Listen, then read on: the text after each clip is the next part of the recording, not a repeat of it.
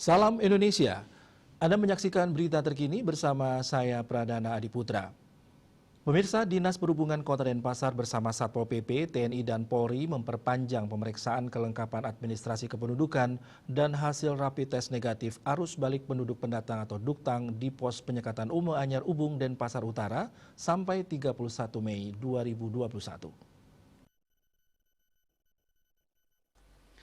Kadis Perhubungan Kota Denpasar Iketut Sriawan mengatakan pemeriksaan administrasi kependudukan arus balik duktang di pos penyekatan sejatinya berakhir 24 Mei lalu.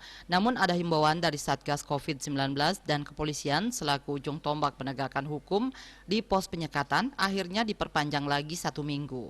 Menurut Sriawan, diperpanjangnya penyekatan pasca mudik lebaran ini untuk mengantisipasi duktang yang masuk ke Denpasar mengabaikan protokol kesehatan.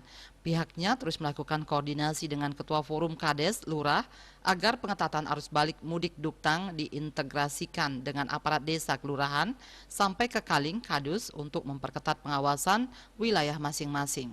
Pengetatan pengawasan duktang yang masuk ke wilayah desa kelurahan pasca arus balik lebaran guna mencegah penyebaran virus corona. Langkah ini diambil aparat desa kelurahan guna dapat memutus mata rantai virus corona. Sriawan menegaskan duktang ke Bali lewat pintu masuk Pelabuhan Gilimanuk, Pelabuhan Padangbai, dan Pelabuhan Benoa harus membawa hasil tes rapid antigen. Duktang masuk ke Denpasar diperiksa secara ketat agar penyebaran virus corona tidak ada peningkatan pasca arus balik lebaran. Gus Pasme, Denpos melaporkan.